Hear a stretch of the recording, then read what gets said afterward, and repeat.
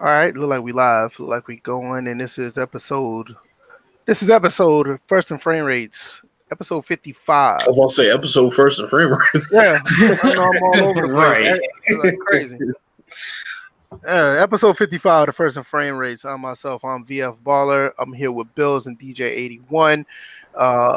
We haven't been doing great as far as promoting this podcast. We need to do better, especially myself. I've been dropping the ball. And but I guarantee you that this is the best, the realest podcast out there. And we're going to give you the best content possible. If you're not checking this out, or if you are checking this out at a later time when we're not live, you don't have to do it just on YouTube. You can go on iTunes and SoundCloud. The links is down in the description of the YouTube channel. Also, we're just going to give you the best content possible, like I said, and we're going to start out with a couple intros. Bills, what's going on, man? How's everything been going? Same old. Just continuing to work on this album. I haven't actually gamed that much this week, oddly enough, but yeah, it's been pretty busy this week. But you know, I've managed. How about y'all? I've been doing good, man. I mean, I finally got the chance to set up my racing wheel setup in here. Okay. And I've been doing a lot of that. That's why, if you probably seen on Twitter, I put up my Forza 5 picture on Xbox because I'm like very far in that game. I'm at like level 70 or something. And I got a shitload of cars on that game. So I've been testing the cars out with my racing wheels because my racing wheels basically has been in the trunk of my car since we moved last February. Right. So I finally got them out of there, and I was like, I'm gonna set something up since I have some room. So that's what I've been doing. DJ, what's going on with you, man? Yeah, been enjoying the snow day. I actually got the day off, and I'm also going to have the day off tomorrow as well. I've been gaming a little bit, jumped into PUBG, as hopefully everyone saw on Twitter. Posted a couple of people tried to flank me. You can't flank me. It's just not going to happen. So, yeah, I saw that. You took him out. One dude tried to kick in the door and got his chest kicked in. And it wasn't his chest that got caved in. Yeah. That first shot went into his left testicle. That's what happened. Yeah, I saw as soon as the dude came in the door, he was done. But I couldn't believe he tried it too. I know. I mean, that's basically, you know, what we do here at First and Frame Race. We try to get our stuff together. We shoot people. That's what we do. Somebody right now is pressing report on this fucking as we speak. I wouldn't be like, man. But yeah, it's like, I mean, we try to get our stuff in order, but on the back end, we sit here and play some games, and we just talk about what's going on throughout the week outside of sports and sports gaming. The topics that we have on deck today, all of them are not here on the in the title because we have a lot to talk about. But we have the AAF $250 million bailout, WNBA possibly getting, well, they're going to have their players and teams in 2K20. Manny Machado, his record-setting deal. We also going to talk about Kobe Bryant, Tim Donaghy. Goodness, what else was talking? We got like 9 topics that we're just going to run through. What else? I'm trying to remember. While live removing the name. Live possibly moving the name NBA out of their game. I mean, it's a lot of stuff going on. I mean, everybody talks about football season. Well, after football season, it's a dry time. In this time of the year, definitely is a dry time in gaming. But it looks like we got a little bit of everything to talk about right now. But first, I really want to talk about this bailout of the AAF because a lot of people don't know that even though that the games are actually entertaining and it looks like some teams are starting to make a name for themselves, even some of the players weren't getting paid. And it's been an issue with them, you know, the first 2 weeks, and it's been going under the radar until someone put it up as an article that these players aren't getting paid. And I'm going to try to put that screen share up so people can look at it. But with that being said, that they had a $250 million a bailout or advance or a buy-in for the players to get paid and other things to go to keep going as status quo within the league. I'm gonna jump to DJ first. I want DJ's his take on this as far as what's going on in that league.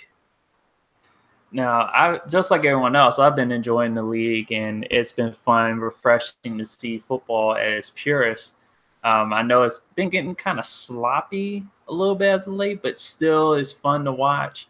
But yeah, hearing about this, I initially thought it was a joke. I saw a tweet earlier in the week, and it was joking about players not getting their paychecks. I was like, really? Oh, like, I hope they're joking or whatever. But then to hear about this $250 million bailout or purchase coming from the and it was an NHL to the rescue. The Carolina Hurricanes owner Tom Dundon is the one who made the $250 million investment to become the league's new chairman.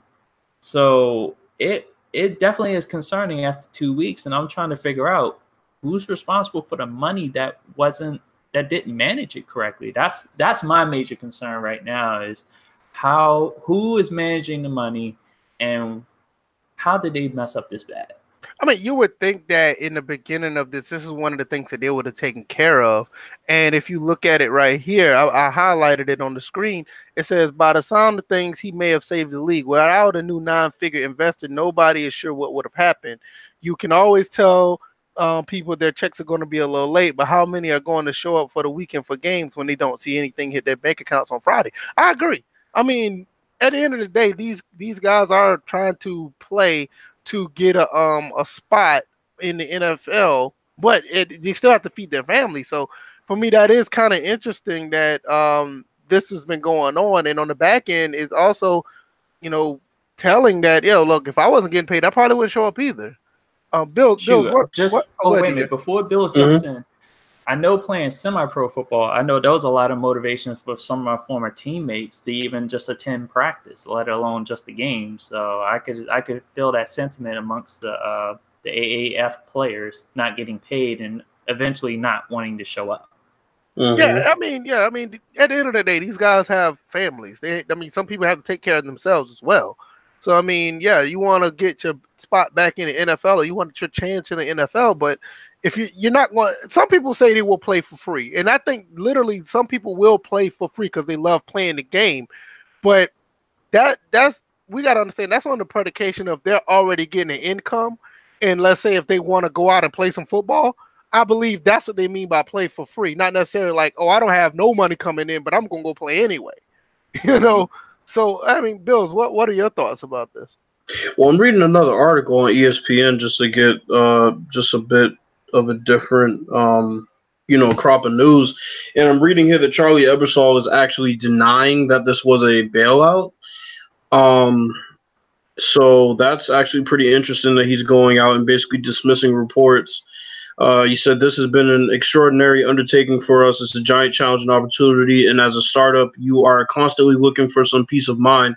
When we got out of the first week of games, we saw that there was so much interest in investors. If we had one person who could take care of us for a very long time, that would be great. Yeah, that sounds nice. But quite frankly, I don't think these reports are coming from nowhere that, right. Y'all couldn't pay your players. So then we continue to go down, and I'm looking and I'm seeing that basically, in layman's terms, he's also not really looking for any type of partnership with the NFL, yet at the same time, they're calling themselves a development league for the NFL. It seems like they want to have their cake and eat it too. Quite frankly, they're not getting any help from the NFL from what we can see, but at the same time, it's like eventually you're going to have some type of partnership with the NFL going forward if you don't plan on trying to compete against them. It's not going to – y'all can't exist as two separate entities. I don't think that's ever going to happen. I think they can exist as two separate entities as long as stuff like this don't happen. I mean, there's not that many people – there's not that much money that continue to be flowed in just willy-nilly like this. If they have this problem, they're not going to survive, but – my thing is, though, how do you think they're going to feel if they continue to be a factory of NFL of basically NFL development players, and those players that are the fabric of their league end up going to the NFL? Then they're asked out. I don't think that's a reason for them not to survive. I think that's a reason. No, they'll survive. No, there's a reason for them to be compensated. I I think that's Yeah. where I think that's what you kind of mean by that. No, I think they'll survive, but I think eventually they're gonna say, "Fuck it, why can't we get these players?" That's what I'm saying. It's like they're gonna have to be compensated on something. Like, look, some of these players possibly gonna have to be locked into our league, and y'all gonna have to help us keep them in our league just so we can have some naming power instead of just having a bunch of willy-nilly Joe Blows constantly just come through so y'all can get paid and y'all could, have the end all be all rags the richest story in the NFL. I don't know. I think it might be closer to a competition type thing once we get down the road here, man. It could be. I'm not saying that you're wrong, but it could be. But I'm just looking at it from the aspect of like, it's going to be competition if they don't have to deal with this type of stuff. If they constantly getting bailed out, they're not going to make it. But no, of course not. If the NFL keeps piggybacking off the rag the richest story on some of these players, I can see the AAF be like, look, y'all going to either have to have us some players locked in and be, 1A and 1B or 1 and 2 as far as football goes, or we're just going to do our own thing and we're just going to compete against you. I can definitely see that. Mm-hmm. Yeah, because he said he didn't have any thought of the NFL buying them originally. So, I mean, obviously we know if the NFL offers a big enough price, they'll probably end up buying them. But I think right now the NFL doesn't really need to because they've already kind of set themselves up as a factory for future NFL players. So yeah, I agree. And on top of that is like I think what DJ said earlier about the sloppy play. I might have to disagree a little bit, DJ. I think the play is still sloppy, but I think it's gotten a lot better from week 1 because week 1 was really. It wasn't real bad, but it wasn't as bad as this week. I mean, you still have players who just can't catch for the most part, from what I see.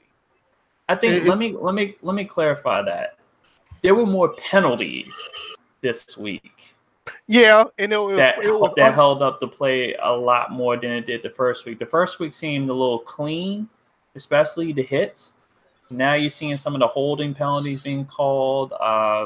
Delayed calls on pass interference, roughing the passer type. Matter of fact, we had one game where I think it was Atlanta that was the beneficiary of a call that was called like 5 minutes. Like I'm exaggerating, about 5 to 10 seconds after the play was already over with.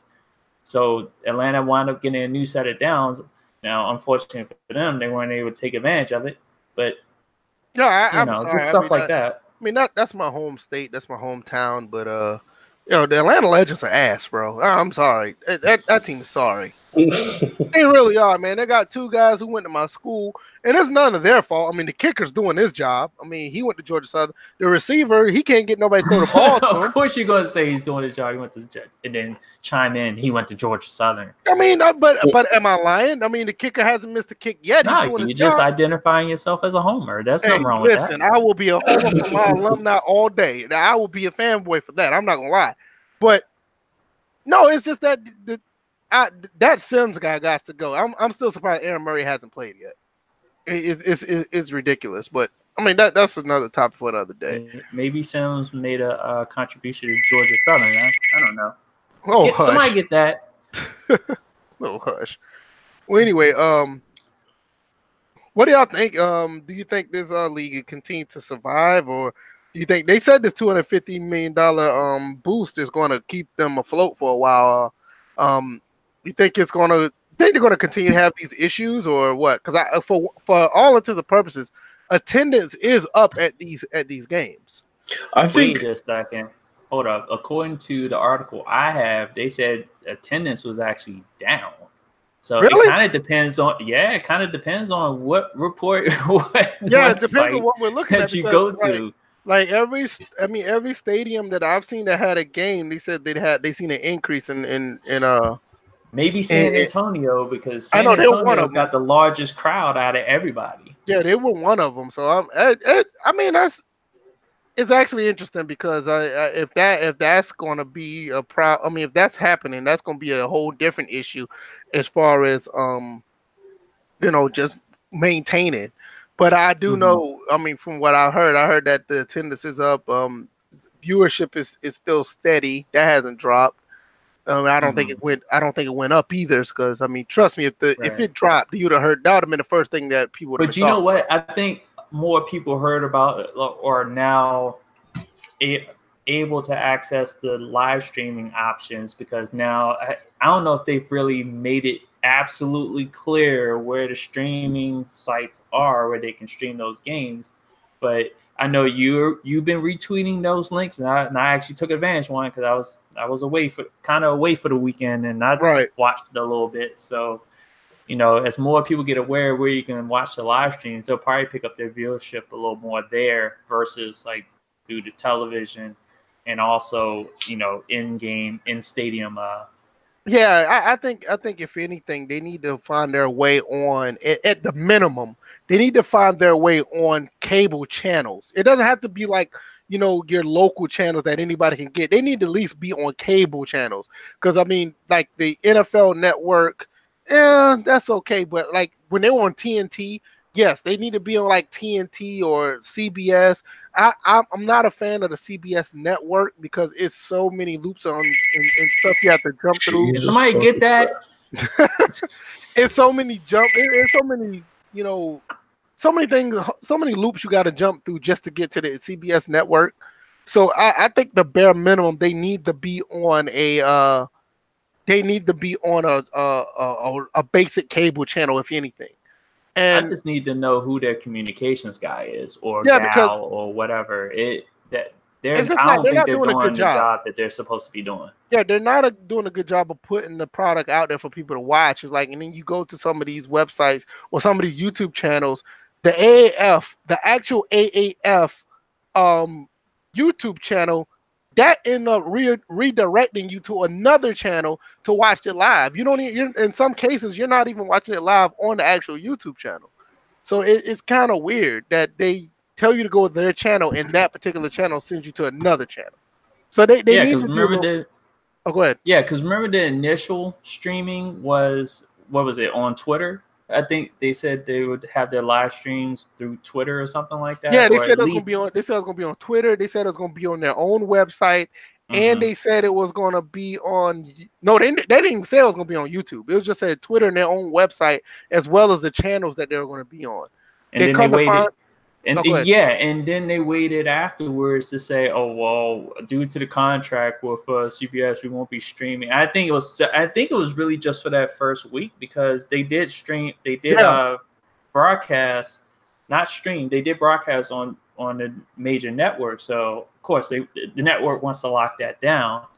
So, and then after that, week 2, they were streaming. So yeah. So I mean, they still got a lot of kinks to work out when it comes to the AAF. I think it's a league that has a lot of upside, has a lot of promise, but the business side of it is going to be the situation to where if it's going to survive or not, because if money is money, and if you don't have it, you're not going to get anywhere. I mean, that's just how it is. Well, so we know another person that has it, and they're waiting to start their league up. Yeah, next year we're going to see how that goes. So, I mean, it's going to be very interesting once that one jumps off too. So, anything else you got to add? No. Chris Thomas came into the chat. What's up, Chris? He said, "What if the AF had 2 more expansion teams? Where would you like them to be at?" That's actually interesting. Washington. You think Washington? Yes. So we don't have to worry about the Redskins every year. Do they have one in Do they have one in Seattle? XFL will have a DC team, so they. No, they don't have one. I don't think they have one in Seattle. But if honestly, if I could pick one, I would like to see one in Boise, Idaho, just because I know Boise State has a big fan base of college football. I think that would be a good spot. Is there one in New York? No, I would not want one in New York. Honestly, I mean they got what? They look at the football they already have there. Giants, Jets. They don't got no football right now, and they definitely don't got good football right now. Yeah, they they don't. But I mean, I think it is just Virginia. Virginia's a good one. I just think Virginia's a good one. I think it'd just be saturated because you already have like 4 or 5 teams already over there. Yeah. That's why I say Boise, Idaho, because I know they have a really good fan base over there as far as Boise State. Virginia's a good one. They call them the Rebels. I'm looking on a map. I'm looking on a USA map right now. Nebraska's a good one. Chris Thomas. Portland and Nebraska. Yeah. Those two are good ones. Because Seattle already have a team, and that's cool. I mean, they don't have a team, but they have an NFL team. Portland could use one because that's an untapped sports town that don't have nothing outside of the Blazers. So that's a good basketball. One. Yeah. That's it. Portland, Nebraska, Boise. Those three, I like those three. I'm thinking anything. Well, Arizona's they have theirs. Got Las Vegas. Vegas could be a good one, even though the Raiders is coming there. I think Vegas would be a good one, but I don't think they should be in Vegas. They should probably be like in Reno or Carson City or something like that. Utah could be a good one. Probably like Provo, Utah, right outside of Salt Lake. Hold up, Salt Lake already got a team. Okay. What the hell am I talking about? Wait. Oh yeah, that's right. Yeah, Salt Lake already got a team. Well, the XFL can put a team in Utah. In another one outside of Portland, Nebraska, and Boise, I think Wyoming or South Dakota. Yeah, Wyoming or South Dakota could use one. Maybe some random ass states. But you gotta think about it. Yeah, that's what these teams. Yeah, that's what AAF already done. They picked a lot of random. Suck. That's Arkansas. Arkansas would be good, but they have Memphis right next to it, though. And that could be like the first real rivalry of that league. True, that is true. But I think the first three that we talked about: Boise, Hawaii, Alaska. No, Alaska maybe. Puerto Rico. No. Hey, I'm just naming states and territories at this point. Now I think those first Oakland, Oklahoma. Oakland could use one because they're about to lose their team. Yeah. How about Rhode Island? No. How about hell no? Yo, Rhode Island is one of the worst states in the country. How about Maine? Maine's okay. I can see Maine. I don't know if they need a football team. I don't think anybody. I can see that happening though. I can see that happening. Put in team one of the provinces in Canada. Doesn't have to be in America. That'd be cool. Yeah, Oklahoma will be good too because it's a big college town, college state. Or you can keep the teams where they are now. I think there's 8 teams total in the United States. Start up and go to Europe again and tap into them again. Yeah, the NFL is still true, but connected through their London games. But if you have a development league out there again, this would be the NFL's second attempt. It's like, all right, AAF, I just need you guys to tap into there again. I know we had it for a little bit with NFL Europe, but you can be our undercover NFL Europe. Yeah, I remember the NFL Europe game. I remember those teams used to be like on Madden 02 or 03. They actually had the actual league on the thing. The London Monarchs. Yeah, they actually had the league on the game, the actual league, and all the teams on the game. Teams were ass. Yeah, they really were though. But they had authentic players. They had the real players and the real teams. That was pretty dope. But yeah, they were terrible. Anyway, speaking of real players and real teams, we're going to jump to another topic. WNBA going in is leaving. Well, there's not exclusive to NBA Live anymore. We've already seen reports and pictures of WNBA players being scanned into 2K20 or just inside of an NBA 2K game. More likely, they'll probably be in 20, maybe 21 at the latest.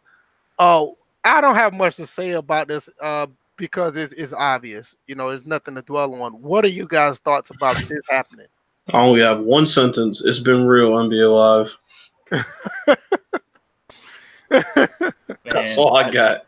The way I look at this is that I'm like, first, yes, it has been real, NBA Live, especially with adding in injuries later into the cycle, but that's another story.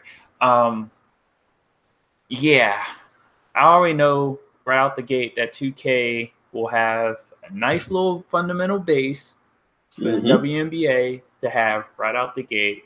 There's My League. There's full body scans. It's more. I'm like, it's debatable which game is more sim, but there's more offense and defensive strategy you can set up. I got a question. Did Live actually scan these girls into their game, or they just? I doubt it. They just scan the heads because they all have the same body type, bro. That's what I'm about to say. Because I'm looking at I haven't touched the mode at all.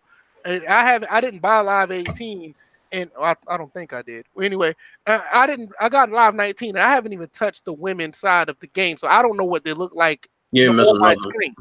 So because every time when I look at the pictures, it looks like all the women body types are the same. If I could dig my old tweets up, my sister and I played when the first time they had the WNBA in Live. My sister and I were playing this game, and we both roasted this game. Oh God, like crazy. So yeah, I'm like, it was just horrible, and you would expect a lot better. But then again, I should have known better. It is an EA product. At the end of the day, they're no longer made by EA Canada. It's EA Tiburon. And I'm surprised. I didn't know Tiburon was still around, honestly. Shit, the way they haven't been saying Tiburon lately. Yeah, that's what I'm saying. Yo, but here's what's crazy about them possibly being implemented into 2K is the fact that 2K already has animations for their layups. They already have animations for their jump shots potentially. So it's like that's not even like heavy lifting. No, my problem is it's not the fact that they're gonna put them in the game. You already know. I mean, 2K has done a great job with scanning players and motion capture. This goes all the way back to damn near the OG Xbox and PlayStation 2 era. I mean, you saw what they did with player likeness back in 2K5. You saw what they did even with the NBA games. The NBA games were phenomenal with player likeness back on the Dreamcast. So I mean, they're experts at that. And so I expect nothing less. All Pro Football 2K8, you see the animations in that. But my thing is when they're actually going to put if they put these players and teams in the game, and they start putting modes in behind them. Bro, I guarantee you it launches with My League. That's what I'm saying. Even if there's not a My GM, it'll launch with My League, and you'll probably be able to make some type of female character and bring her to park, and then you'll probably be able to use them on like the street ball mode, right, or scrimmage or anything like that. Nothing too crazy, but they'll at least release with My League, My Career, and the other smaller modes. Yeah, I mean, it's just that with NBA Live has been trying ever since. I mean, at least since in Live 18. Not hard enough. Yeah, that's what I was just about to say. That there's no denying that. They've been shut up. They've been trying, but it's like every time when they make the step is not big enough to solidify something that 2K can't do or do better. Because it's like when Live tried to come back with Live 15, and we know that 2K14 was the shit. I mean, when that came out on next gen, we looked at it. To this day, we can all damn near agree that NBA 2K14 graphics is like still the best that came out. But Live 15 tried to give you fundamental basketball, and then all of a sudden, 2K not only gave you the bounce pass, they gave you the lob pass and the double tap alley-oops and the double tap flashy passes. And not that goddamn weapon wheel play calling system. Right, that's what I'm saying. Like when 2K tried to do their play calling system, Live tried to do one better, tried to make it more intuitive, not for everybody like DJ.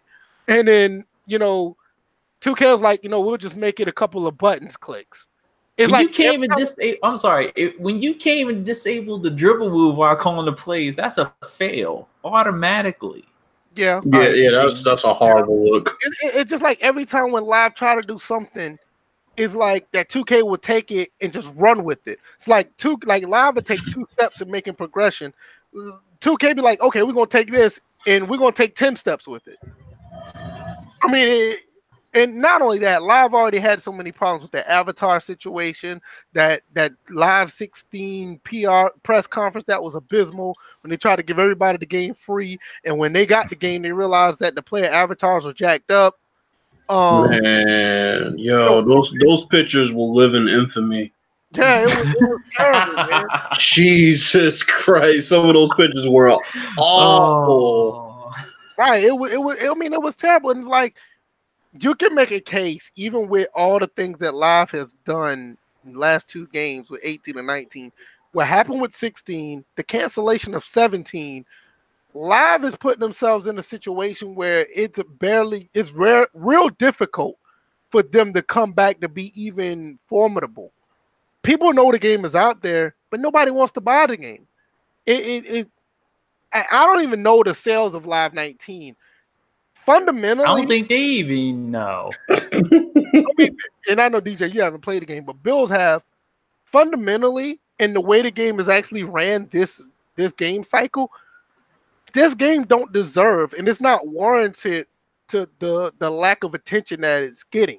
It's actually a decent. It's not like a bug-ridden game like the last Lives were. The Live has its issues with the pickup dribble when you bump into a player. It has its issues on the court, just like any other game, but it's nowhere near like it was a Live 16 or the past games. It's a victim of just bad decision making on EA for the most part, because if the game came out the way it did now, programming. Yeah, that too. If the game came out like this day one, I don't think it would matter, even though the game is a decent game. It's just that from Live 13, because I mean I showed the picture of Live 13 or the video of it last podcast. From Live 13 up until now, Live 19 don't mean shit because of all the stuff that happened up until then. And that game don't deserve it, but I'm just talking about the technical aspect of playing the game. But the brand itself, it deserves every bit of it. With that being said, we're going to jump into the name of the game possibly being dropped. But before we get into that, I mean, I just want to know if you guys got anything else before we Oh, I had a question. Oh, go ahead.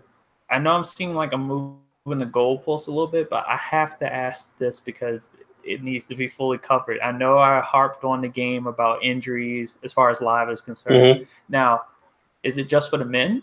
Do the women get hurt in the game too? See, now that I don't even. I didn't even. Yeah.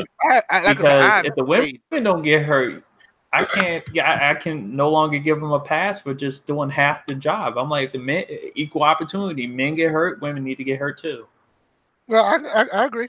But like I said, if somebody who's watching and gets a hold of this video and they come across this part of the podcast, if you can show me a video posted on Twitter, posted at DJ81 of a female basketball, a WNBA basketball player in Live getting hurt, then I will give Live full credit for putting injuries in the game. Until then, I've only seen men get hurt. It's not fair. It's not right.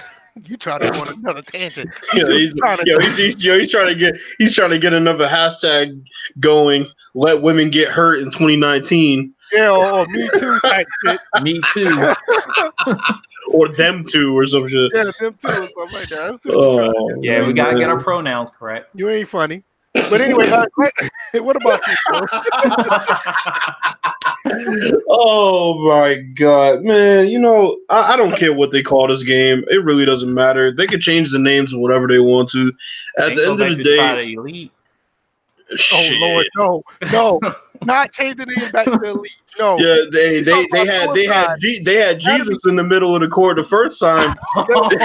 This time they're gonna end up having Moses. He's gonna be splitting the court in half and shit. NBA prophets. The last thing if they call it NBA Elite 20, they might just hang up. Seriously, they might just hang up the whole franchise. EA basketball and Elite don't go in the same sentence. But not only that, just you think about the negative connotation because the only people going to find this game is Spanish people. Think about the negative connotation. Think about the negativity behind NBA Elite 11, and you want to go back to that? Bro, this is what's bad. Just imagine, right? So they named their game NBA Elite 20. Now people are gonna go online and look, and they're gonna type in NBA Elite, right? So then they're gonna say, "Oh shit, there was already an NBA Elite out." They're gonna go and look. First thing to pop up gonna be Hard Eight's video. It's a wrap. That's gonna be it right there. Either that, they're gonna see that NBA Elite was a mobile game at one point. It's a Bro. wrap. It's a wrap. Well, honestly, if you look at the 1 year they went with NBA Showdown, they could probably go Showdown. But you gotta also do something that's attached to their television. That would not be a bad idea because NBA Showdown actually has a positive connotation to a lot of gamers. Because Showdown gave it 1 year. Was shit, yo. Showdown 94 wasn't bad at all. They need to just make it NBA Street. Yeah, and just full court pass or something like that. Yeah, NBA just full court. That don't sound the bad moment either. I hear NBA Live, it is a full court NBA pass. full I'm court? not buying it, not pass go or anything of that nature. Oh my god, this man, they 2K's like driving the knife just further. It's just like you did WNBA, huh? Okay. But in some cases, 2K is giving them the knife to stab themselves. They have. You know what I'm saying? It's like maybe, or yeah, 2K is just like, here, take this knife, stick it wherever you want to, and twist it as you're sticking it deeper inside your chest. Oh, I know one thing they don't have. They don't have WNBA players. Well, right. 2 years later, look what happened. I've always been a proponent. I've always been a proponent of them changing the name because when people think of NBA Live, they don't even want to talk about it after that. They're like, no, let alone thinking about purchasing it. They're like, oh, NBA Live, nah, we good. Let's talk about something else. They're not even, the name has the connotation is so negative. Yo, they cannot sell that game with that name on it anymore. All they have to call it is EA NBA 20. Ew. I'm still down. I'm still down with Showdown. You put EA in front of it? Oh, you're asking for that. Well, I mean, EA's already in front of it. People just never really say EA, but EA is technically in front of all of the games. I think if they go go back, call the game 2K's lack of competition 20. Fucking NBA yard sale 20. Oh man, stop it, man! Oh man! No, seriously, I think Showdown would be a good look for them. Yeah. I think Showdown, honestly, if they was to change, I think Showdown would be good. But they need to get away from Live in general. That name does not help them at all. No matter how good that game gets, people are going to know that this game is an NBA Live product. They're not going to buy it, except for some diehards who just want to. No, they're going to know it. They don't care what They don't care what the name of the game is. They're going to know it at some point. They're going to know it's a EA. Yeah, I know they're gonna think that. I mean, that right there doesn't help because they know the EA product. They're gonna know that. See that play calling weapon wheel. On that weapon, lack of programming skills on the developers. But, man, I have another question with this. I'll call the play. If they just call it Live 20 or they just call it another name, they might as well call it a rap. Not the name. Just damn it. How long do you guys think that this franchise can hang around? Man, this franchise. If 2K comes out with the WNBA, it's gonna be over, bro. It's gonna be over. I feel like I'm experiencing the same type of laughs when we all got a hold of Live 14. I just feel like I'm back there again. And that's sad overall. It's not good. I feel like I'm laughing at this game like I was laughing at 14. Even though I found enjoyment in 14, 14 didn't have the programming errors that the current game has. So how about that? No, I think 14 and 15 was really good stepping stones to make a good game. Honestly, I believe if they kept building off what 14 and 15 did, they would have been way better than what 19 is now. They tried to beat 2K at their own game. Yeah, because what happened was after 15, they tried to do so much, they scrapped some shit, and they tried to do so much, and it never came to fruition. If they would have built off 15, like I said, it would have been a better game than what 19 is. Because 15 is my favorite live of this generation. I mean, that's not saying much, but that's not saying a goddamn thing. Yeah, it's not, but it's saying, matter of fact, is probably my favorite live behind Live 10, which once again not saying much.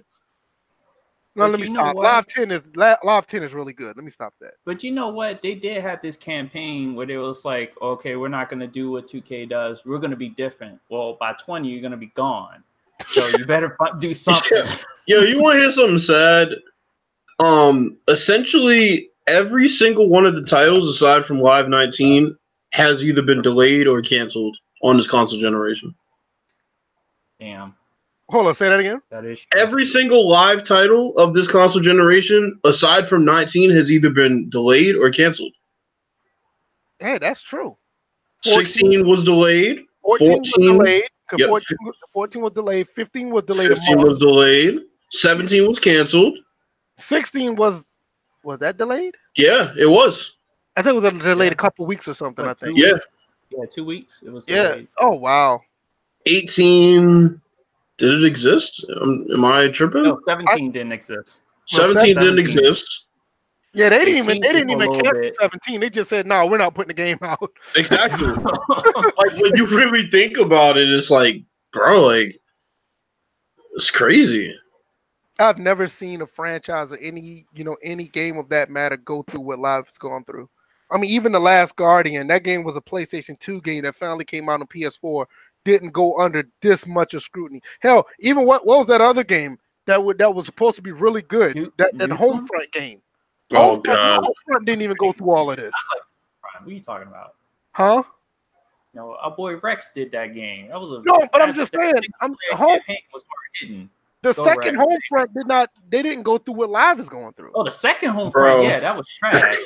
All I'm thinking, that was straight trash. I can't believe I wasted my money on that game. All I'm thinking about is the first one was great. All I'm thinking about is 50 Cent. Damn, homie. In high school, you was the man, homie. Bro, yo, NBA Live had the crown for all of PS2. And then, yeah. So, what happened was when Live 06 came out for 360, it was like, yeah, all right. That was it. That was it. Damn, son, what happened? Right. NBA 2K6 started to get a look, and people was like, hold up. NBA 2K6 is all right. Then 2K7 came out, and it was over, yo.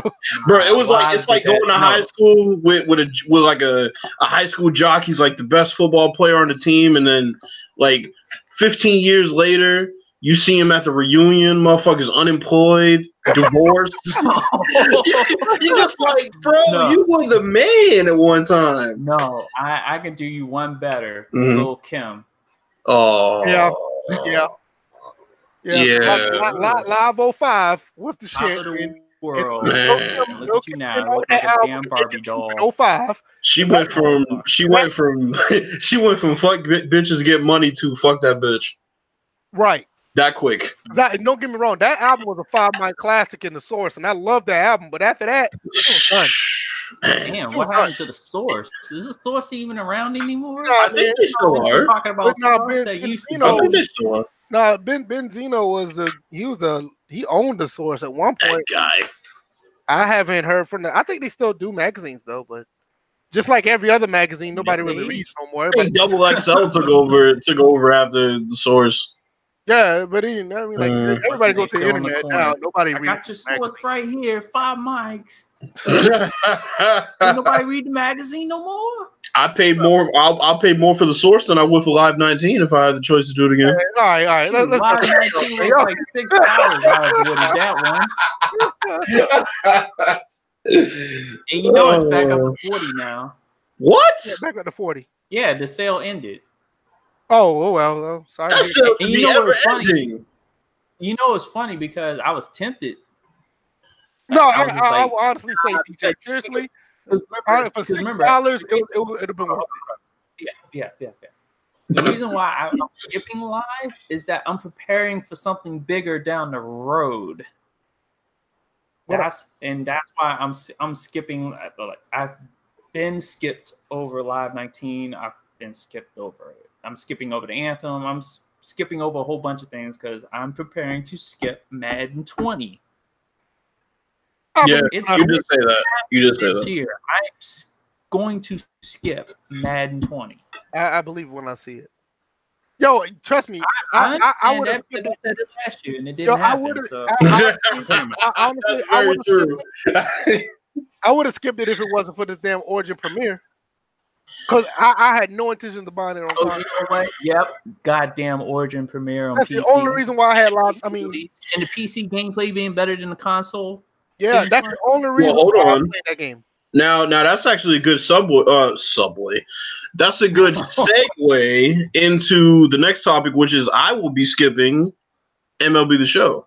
Yeah, I'm glad you said that because we didn't put that on the title because they wouldn't let my title was too long. But MLB The Show, I'm glad you said that because the road to the show is actually pretty decent this year. And I didn't even see. I knew that they were taking away attribute caps, but after that, I didn't read. You can see everything else behind it. Like you can actually interact with people in the clubhouse and talk to people, in the way that you interact with them will affect your gameplay and the teams the way the teams play.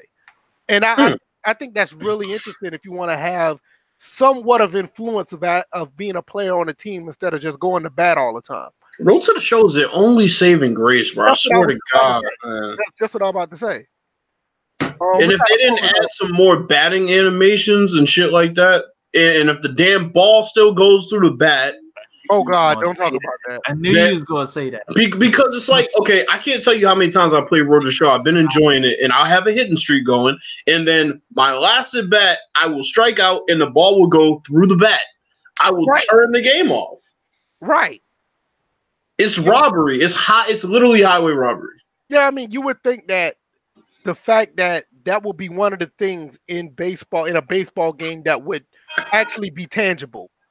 You know, I mean, we get it with the NBA, where like 2K13, where you couldn't block dunks, the ball would go through people's hands and try to steal the ball. Stuff like that is unacceptable. That's a part of the game. Yeah. So when you have the ball going through the bat, when you clearly go back and look at the replay and you see it and it's a strikeout, like what? The game integrity is just corrupted.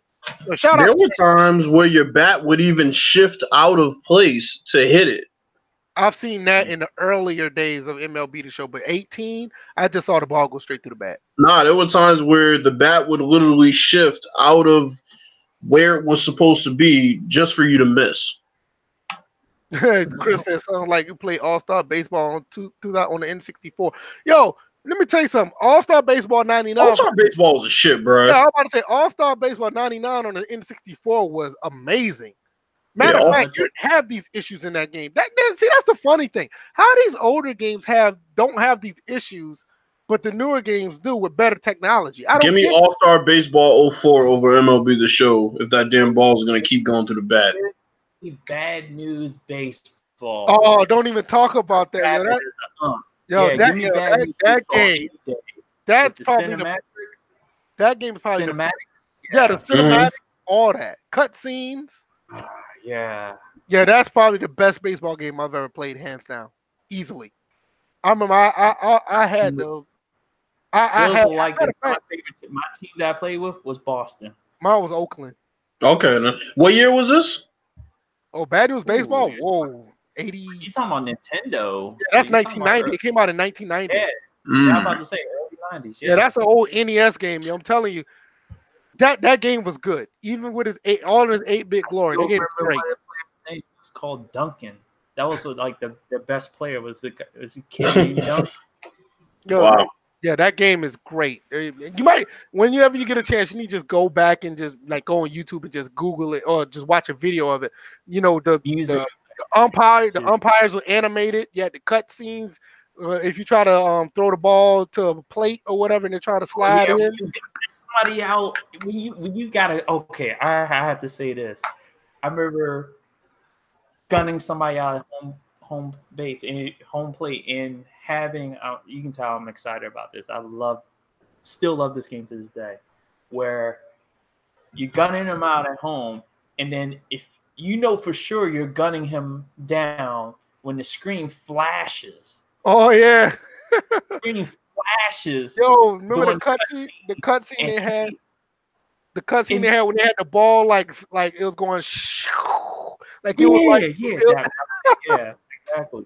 And then they had to slide, and then the guy like sliding in, like he's like, I'm gonna make it, and then the ball gets there first. He tagged him out. And then when they out, they fall out like they passed out or something. Chris said, I think it's because of suits and some game companies want 70% on visuals and 30. No, you know what that is? The reason why they want that is because they know that these casual gamers want that. That's where it comes from. It's almost like a model mentality. They want a model that walk the runway, look really pretty on the runway, but when she takes the makeup off, she's ugly as shit. Right. You know, yeah. It's like you're waking up next to a muskrat the night after. Right. That is basically and I won't even say 70-30. I say it's damn near 90 visuals, 10% gameplay. I agree. I mean, but that's the thing. MLB The Show has been in their home run trot for years. Yeah. I mean, they've not even looked back because they know they have no competition. Yeah, when Kush Games left MLB, MLB 2K, they knew they could just do whatever they want because Kush Games did a damn good job of their 2K series. Once that they left, the 2K's baseball series was just shit after that. And that's the thing. It's like people continue to emeritus give them best, sports game franchise. But the thing is they've been that good for years and they haven't really innovated. Yeah. So that's the issue. And don't get me wrong, there are things about MLB The Show that you don't have to touch. The game is that good. The flip side of that is they don't touch anything. I mean, that's the thing. It's like, okay, like aside from the lighting and the light, each lighting, or I should say each season has different lighting each month. That was the last innovative thing they really did.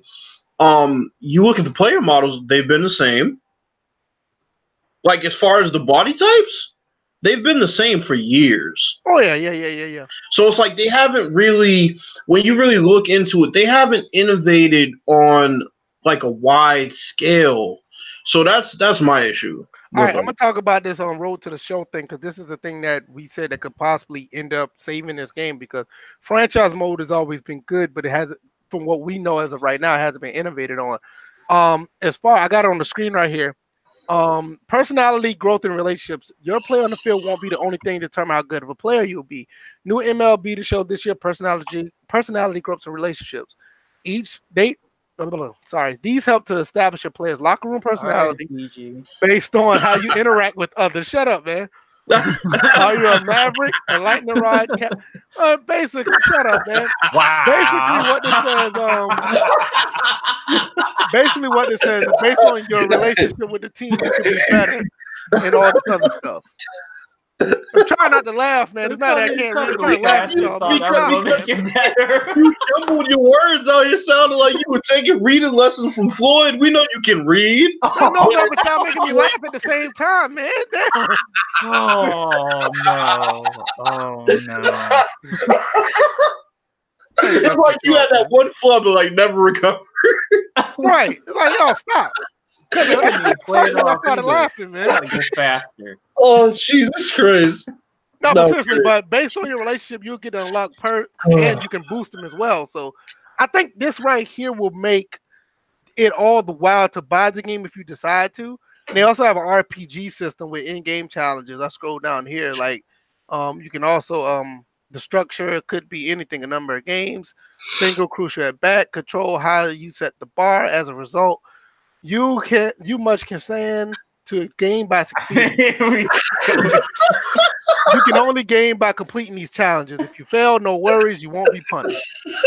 But it's just stuff like this is this is another thing right here. They actually took the NBA. Okay, I don't know if y'all haven't played my career. No, NBA 2K My Player. Yeah, that's online for NBA 2K. I was saying if y'all played the My Player NBA 2K, they basically took this from that, and you can train and get better. I think that's pretty cool.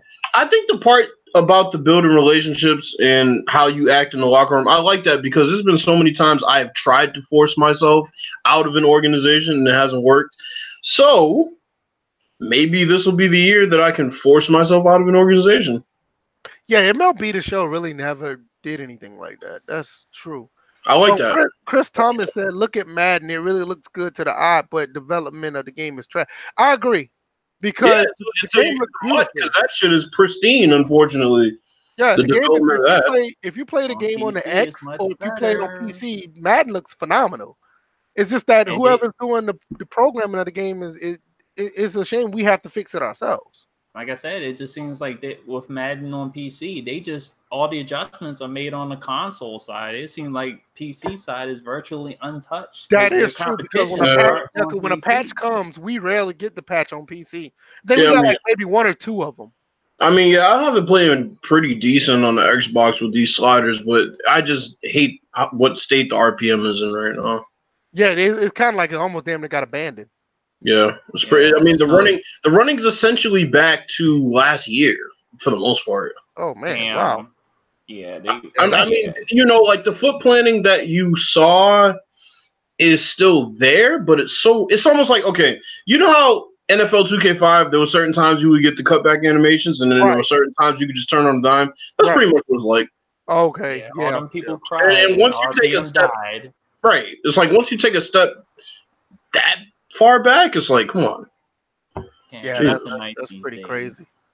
I don't know. I mean, with this being said, if I could find the show 19 for 40, $34.99, I'll probably get it just for Road to the Show itself.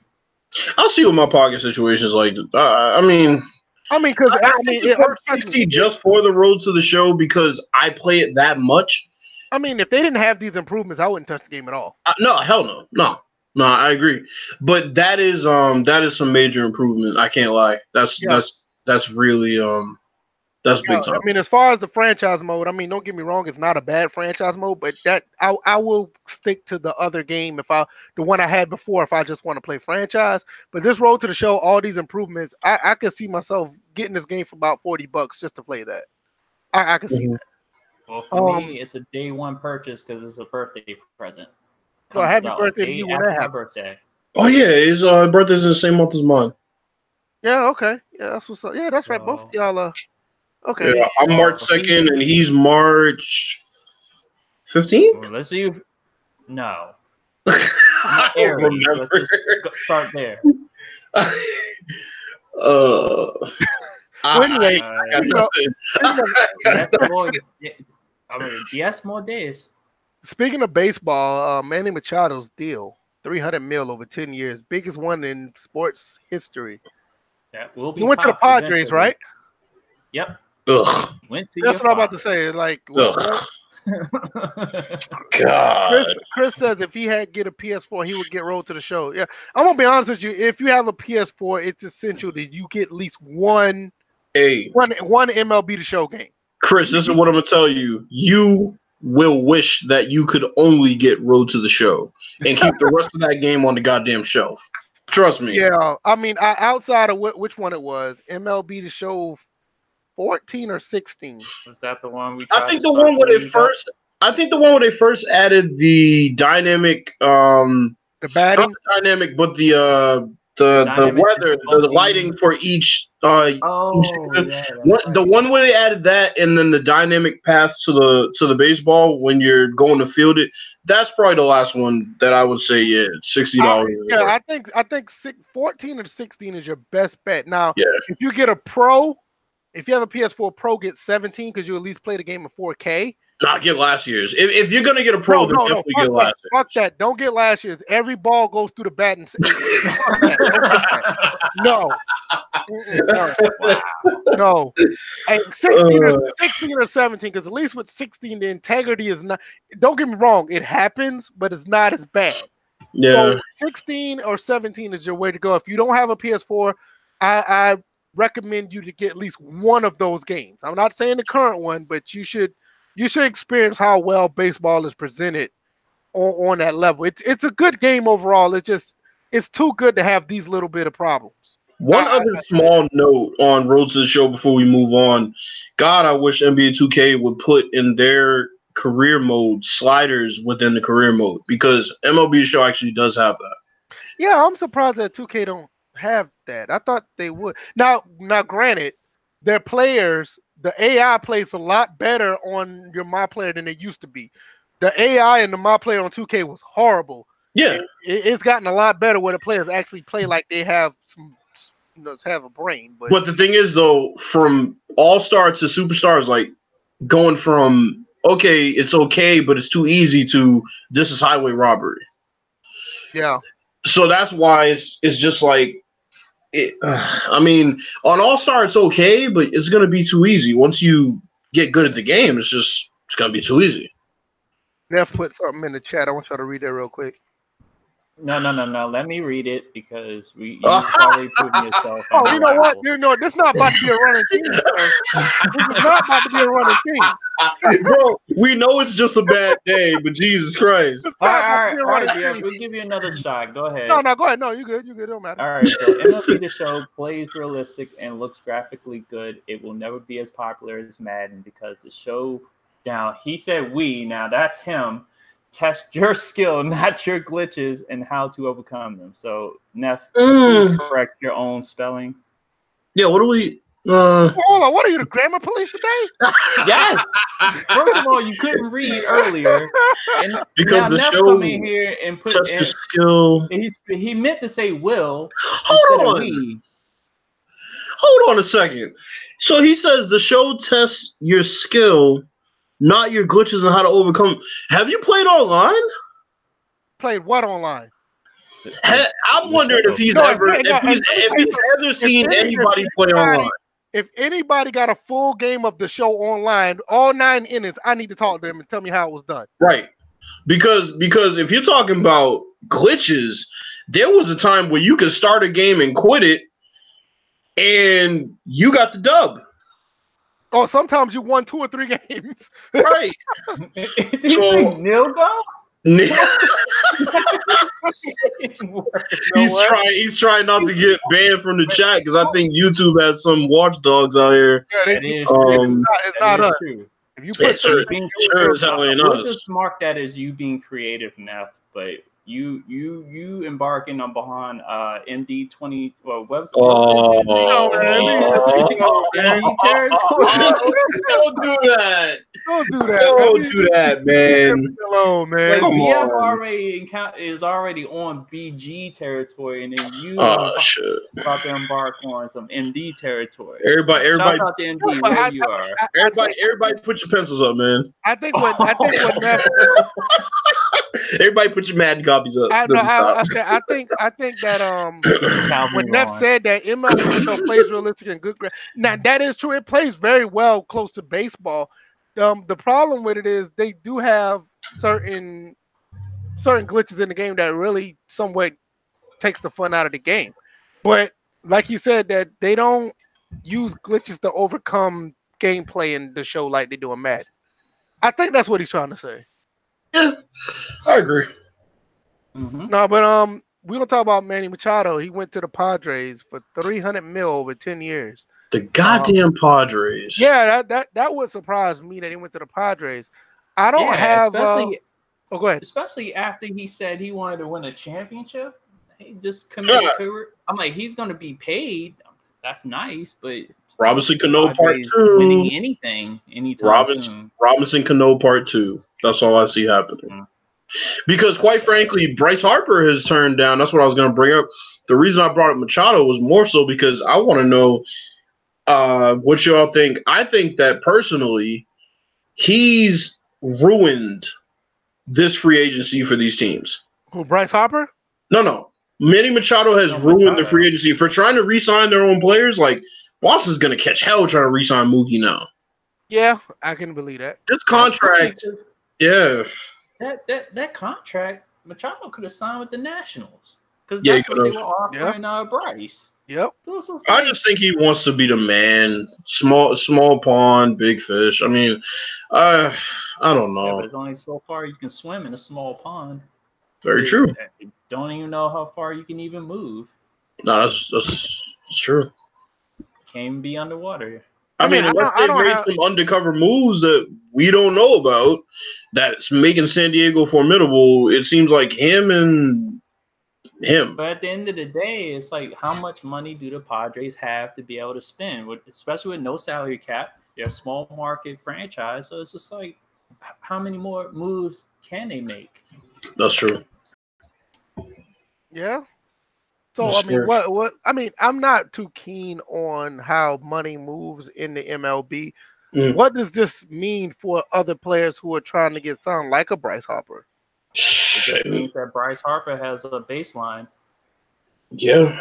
So does this mean that over that anyway? So does this mean it kind of undercut Bryce Harper like it does in NFL? No. Because that's what I was like. I don't know. Because basically, he's a totally different player and a better player than Machado. Yeah. So basically, Machado raised the bar and set the precedent for what a player should get. And now that there are better players out there than him, and he got that money, it's going to make it that much harder for these other teams to re-sign their players. Because if he's getting $300 million, there's no knock against Machado, but Machado's getting $300 million. I mean, Harper's already turned down contracts for more than $300 million. So, because if something like this happened in the NFL, but you did say they were different players, but if something like this happened in the NFL, players would have been pissed because they would have got undercut.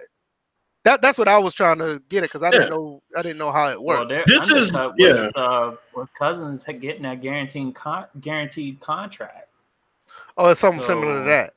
This is almost like I would say this is similar to Matt Ryan getting the biggest contract in the history of football, and guess who you got to re-sign? You got to re-sign Patrick Mahomes.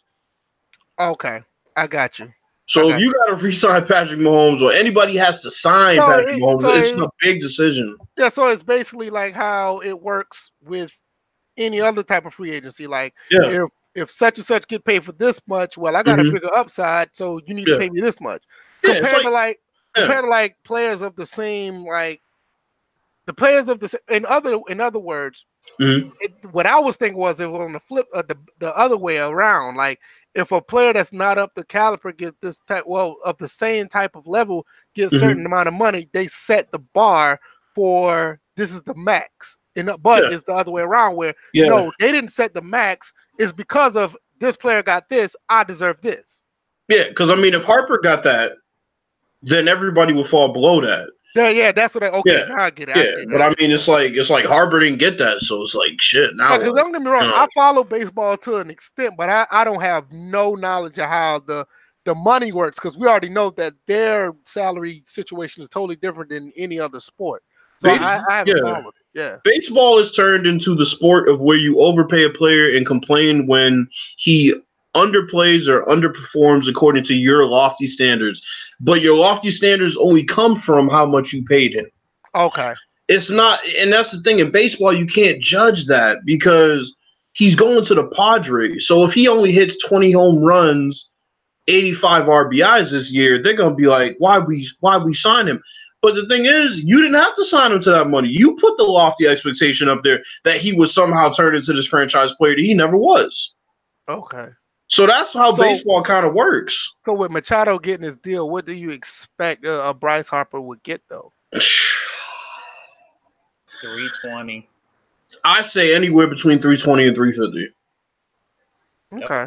And I think it might go as high as 350 because right now he has time on his side. He doesn't have to get to camp. Baseball ain't like football. You know what I'm saying? It's not. No, I mean you can legitimately play in your 40s in baseball. Right, and he can show up in March. And because I believe this decision he's going to make. I know they're saying it's down to 2 teams now, between the Phillies and the Giants. With the MLB, the show cover still not decided. It's gonna be before, what is it, March 24th? Obviously, it's gonna be safe to say before March 24th he has to make, or before they start shipping the games out. So you also gotta give it a week before that. So March 15th, probably the deadline of when he'll make his decision. And that's the thing. So VF, another indication of what I was talking about, the Yankees only offered Machado $240.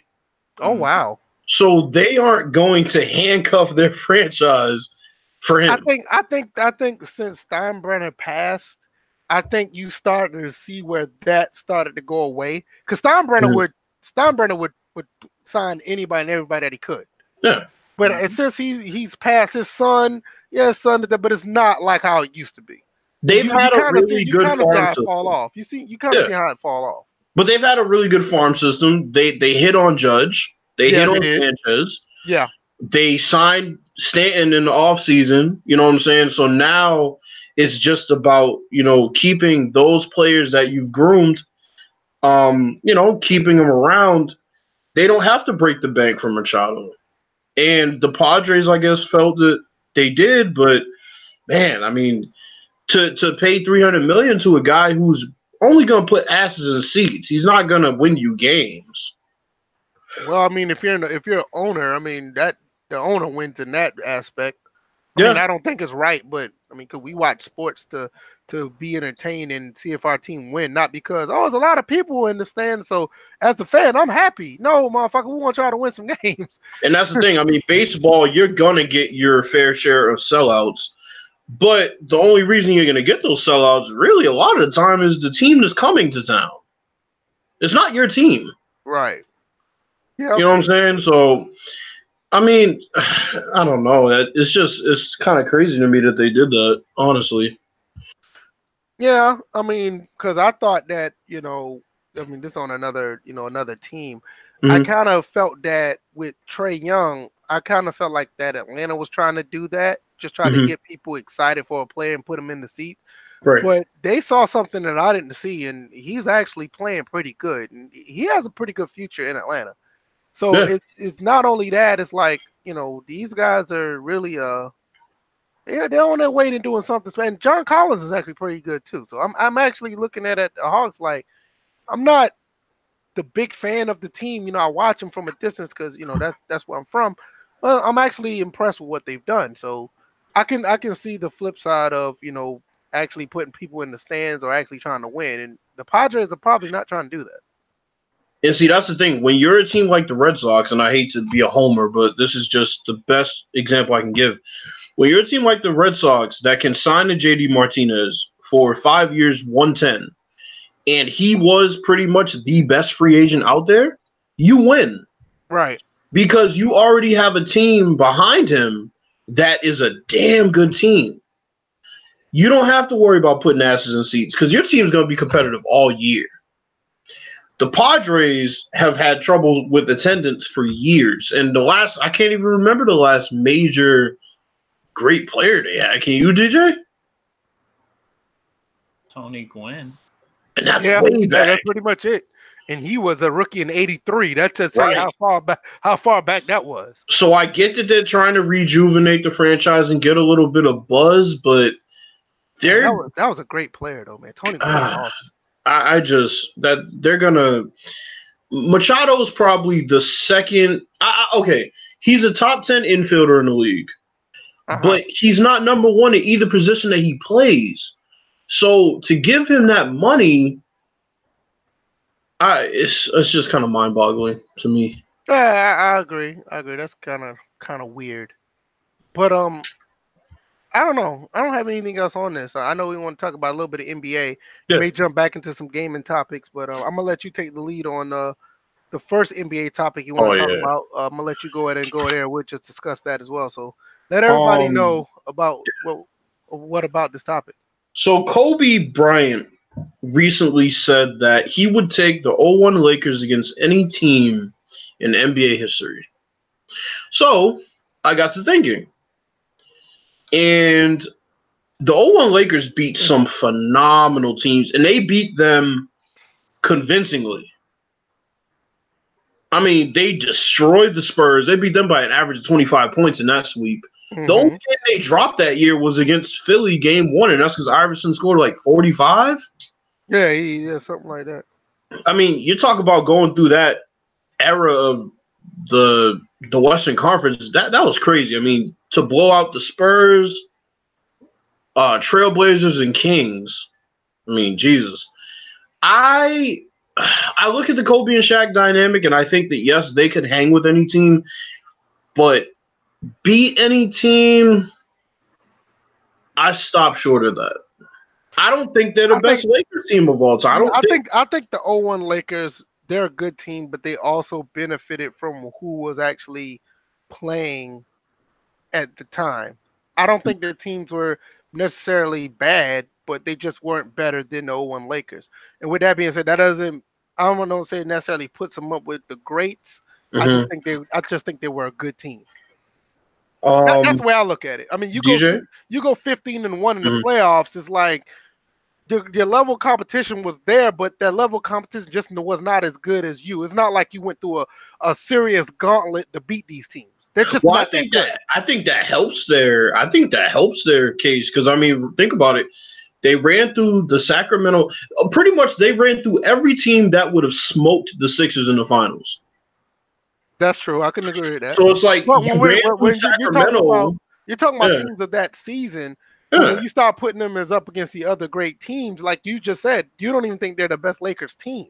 That's definitely true. No, so that's what I'm saying. Like the level of competition was there enough to play against them. I just don't think they were good as them at that time. Because you could take some of those teams that was in the playoffs, like any other team in the Western Conference at the time, you could put them up there and say they were really good teams up against other playoff teams in other years. But to put them amongst the greats is like, okay, your record says that you're great, but we look at other teams side by side. I don't think you compare with these other teams. What do you think, DJ?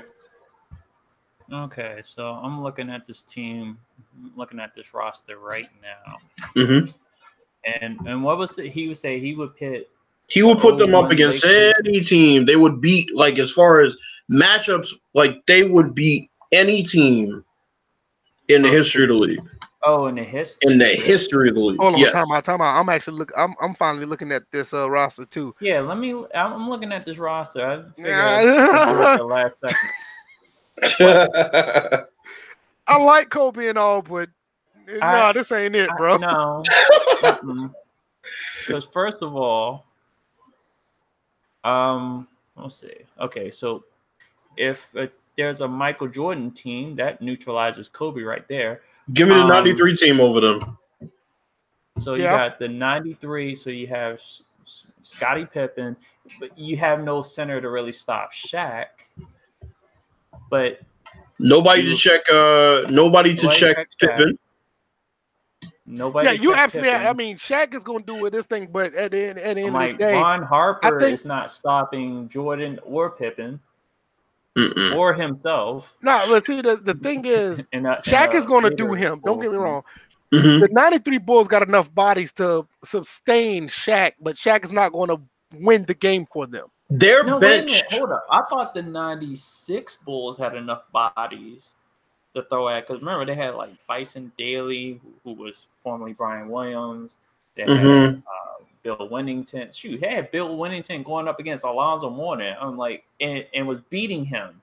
It's crazy because a lot of the players that were on that team were on the 01 team too, like John Sally. Yeah. Robert Parrish. Ron Harper, was he still on the 01 team? Who that? Yes. Ron Harper? Okay, he was still there. Yeah. I think that would probably be out of all the teams. You gotta think, hold on now. Look at the 93 roster now. You had Horace Grant, you had Stacey King, you had Will Perdue, you had Scott Williams, and all these guys are 6'10" and above. Bill Cartwright. They had enough bodies to throw at Shaq, but Shaq was gonna still get 30. No, Shaq was gonna. You look at everybody else. You look at everybody else on the 01 Lakers roster. It's a wash, or if not, they're going to get manhandled by the 93 Bulls. Now, are we talking? I mean, you're looking at Rick Fox, Derek Fisher, Tyronn Lue, Robert Horry. Robert Horry, if he's not open, he's not a factor. See, the issue I have with even putting them up against the Spurs, I mean the Lakers teams per se, or I should say the Bulls teams, is that they have the same coach, and it kind of gets hazy a bit. So we have to look at it just as the roster itself. That's what I'm saying. That's what I'm doing. So right. I wouldn't even need the Bulls. How about the 89 Pistons? That's another one. How about the 1990 Pistons? How about the 87 Lakers? Hey, you can even make a case, even though they didn't play that many games. 86 Celtics.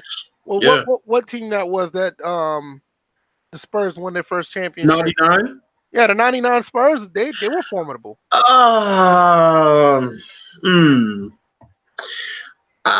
They, you know what? They are similar to what you said about the 01 Spurs, I think. I mean, the 0-1 Lakers. That's what I'm saying. It's like Yeah, that's what I'm saying. It's like as far as who they went through, but I think the 0-1 Spurs would beat them, man. I mean, Lakers would beat them. Yeah, they would, but it's not that. When you're talking about the all-time greats, it's like they'll beat them, but it's not like they're gonna run through them. Well, I'll tell you who they ain't gonna beat. They're not gonna beat the 2014 Spurs. No, they're not gonna beat the 2013 Spurs, and they didn't even win. Yeah, I didn't think they beat the Heat. I don't. The 06 Heat, with that Shaq, you would neutralize that Shaq. You would neutralize that Shaq. You got Wade and Kobe. I mean, I think Wade would cook him personally. I think they go at each other, but I think the Heat's depth is what would ultimately do them in. Yeah, because they don't have much depth. Even though that the bench of the 0-1 Lakers is not the best either, but I think the 06 Heat, their bench is worse. They're not beating the any of the Heat squads that LeBron was on. No. They're not beating the 2016 Cavaliers. No. With Kevin Love, Kyrie, and LeBron? No. They're not even beating the 08 Celtics. Oh, they're not beating any of these Warriors teams. No, hell no. No, hell no. No, you can forget that. Even with or without Durant, no. You can forget that. Nah. The 08 Celtics is another one that I think they would have a hard time against. The Celtics were crazy deep that year. But I mean, you can even go back, like I said, to the 80s. I mean, the 86 Celtics, any of the Celtics teams that lost to the Lakers were just as good. They just lost to a better team that year. So from 84 to 86. A really good matchup would have been like the 87 Hawks against these guys. That would have been real good. I don't think it'd be – I think the 0-1 Lakers might beat them, but that would be a really good matchup. I'll tell you who would cook them. Doc Rivers. Doc, Spud, Tree Rollins. It'd have been a pretty good matchup. It'd have been pretty good. We didn't even talk about Dominique yet. I think the closest they would get to beating some of the greatest teams of all time, I think they could face the 91 Bulls, perhaps. Yeah. I think they would be able to match up with the 91 Bulls because Shaq, I think, would have been way too much for him then. Yeah. And then, I mean, if you're looking at the champions of the 90s that weren't the Bulls, I think they beat both of those Rockets teams. Ooh. That would be a good matchup, but I think 0-1 would have beat the Rockets? I think they were a Nick Anderson free throw away from being in that series. That's true. That is true. So if you take out Nick Anderson and you put in Kobe, and you take out Penny and you put in Kobe. You take out Nick Anderson, you put in Rick Fox, and I think they'd have a decent chance. That would actually be a really good series. Yeah. Yeah. But yeah, I mean, no, Kobe, no. Nah, I agree. Just in general, no. Nah, I agree. Nah, man, shut up, Pooh. No, we're not even talking about that. What do you say? No, just look at the chat, man. We're not talking about I hate Robert Horry. Oh, you see, no, not that. No, the one below that. Oh, you know what, though? I'm glad Pooh's here. He reminded me of a Sixers team. The 1983 Sixers don't get nearly enough credit. Yeah, they were good. Yeah, they were the first team to only basically run the gamut and lose one game. I think they dropped to the Bucks or somebody like that. Man, Pooh out here talking about man who better than Hakeem. You know, let's touch on that for a second. I'm not talking about it. I thought we were gonna avoid Skip is on drugs, yo. I'm not doing it. That's what we're gonna say about that. Yeah, he's on drugs, yo. There's no metric. What did you say? He was drinking gasoline? Yeah, he's drinking gasoline. Gasoline. He is on gasoline. He's on something serious. There's no metric, and this is not a knock against Manu. This is strictly a knock against Skip. There's no metric. I mean, don't get me wrong. Both of these guys are really good players, but you're talking about Manu Ginobili versus possibly one of the, not even a top 5 big man, just probably a top 5 player, arguably. Yeah. You know what I'm saying? No, Manu's good, but no. Yeah. You can make a case if you want to talk top 5. If somebody put Hakeem in their top 5, it's very hard to say no. You can't say the same about Manu. Manu top 5. Now get out of here. Go somewhere. Maybe international players. Yeah, maybe we can't even say that. Where Hakeem come from? Shit. You know what I'm saying? Yeah. You know, but let me get back on the 83 Sixers for a second. I think the 83 Sixers could play with any of these teams. Yeah, I can agree. You got the original Sixth Man of the Year, Bobby Jones. They named the award after him, I believe. Yeah. You got Dr. J, who I won't say he was in his prime, but he was still definitely formidable. You got the Boston Strangler, Andrew Toney. Mm-hmm. You got Mo Cheeks, and you got Moses Malone, who's Another the guy, Mo Cheeks, a guy that nobody really talks about as much as they should. And Moses Malone, one of only a handful of players to win the MVP on 2 teams. Yeah. Yeah. What's up with that other NBA topic you want to talk about? Oh God.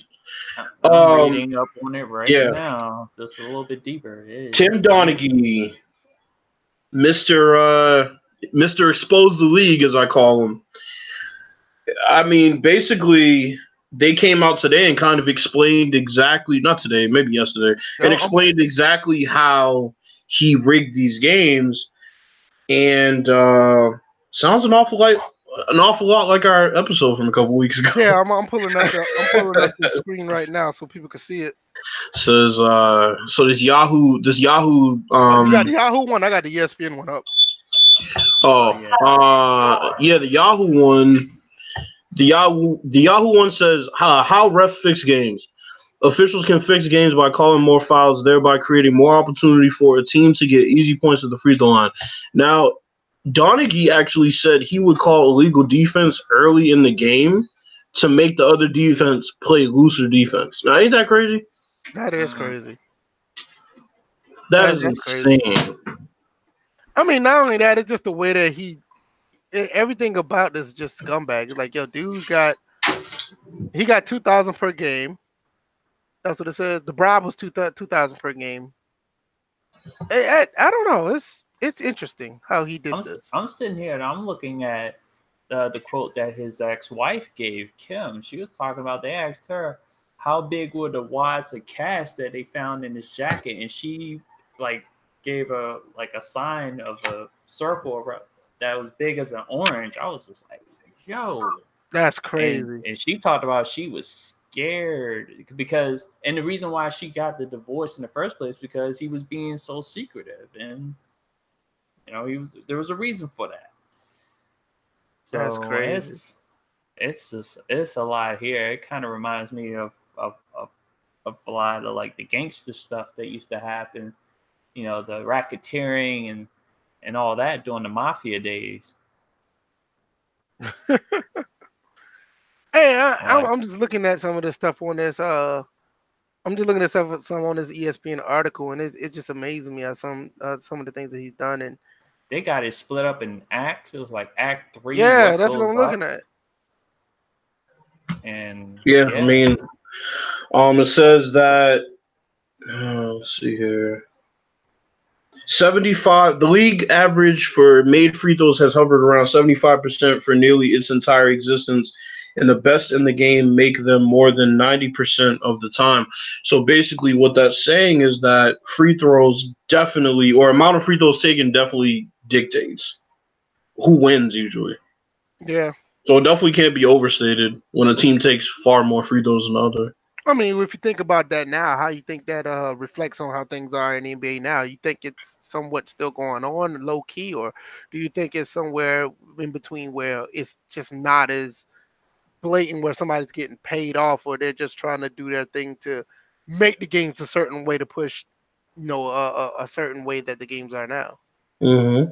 Yeah, because I'm looking at this one part where they're talking about how Donaghy would affect the spread being covered, and I'm gonna read this passage. It's kind of like 2/3 of the way down on the page, and it reads Donaghy calling. Okay, you waiting? No, you good. You good. Go ahead. Okay. Well, I'm just going to pull it back. So basically, it says Donaghy calling 2 fouls 50 seconds apart against the 76ers' leading scorer Andre Iguodala in the third quarter against Boston, with the scores margin right on the spread. Iguodala heading to the bench, Boston covering the spread. Donaghy in Seattle, the Sonics hosting the Mavericks, calling 11 straight fouls against Seattle, as well as the last foul of the night, with 23 seconds to go.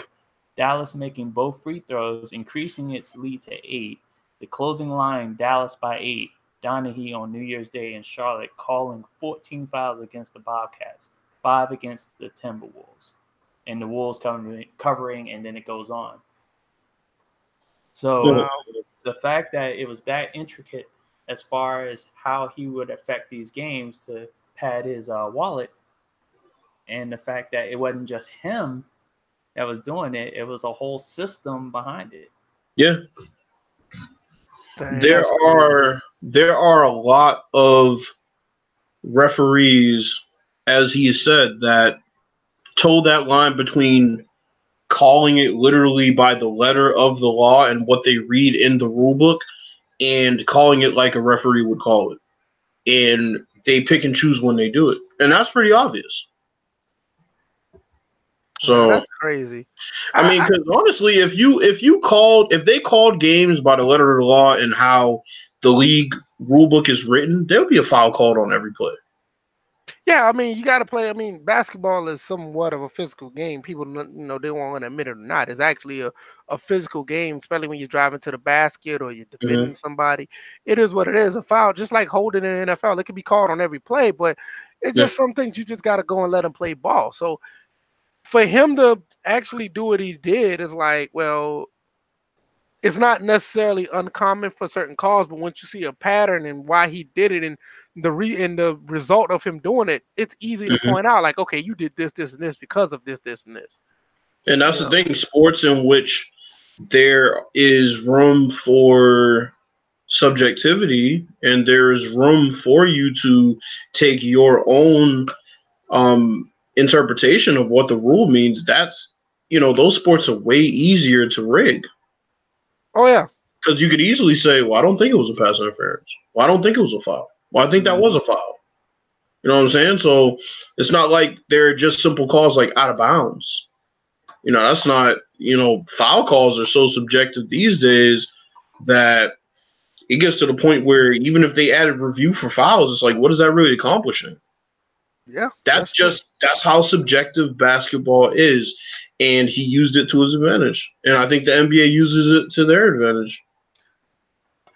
Yeah, that's what I'm saying. It's like you see it now where, like, especially when you have a player that's actually quote unquote on fire, or he's the face of the NBA at the moment, you will see where some calls be called against certain players and some don't be called at all. And we're not even just talking about fouls at that point.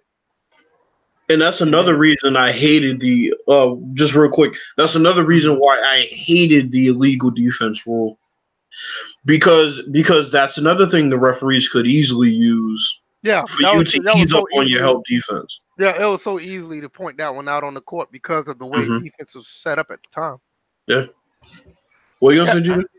I know in the ways that I was really convinced that the league was rigged, not because of Donaghy, off of how series would turn, like the series that the Warriors were up 3-1, and all of a sudden Cleveland storms back out of nowhere because all of a sudden Draymond Green, what was it? Draymond got suspended that one game. Yeah, and I'm gonna be honest with you. I hate to say it. If he didn't get suspended, they would have won that. They would have won that series.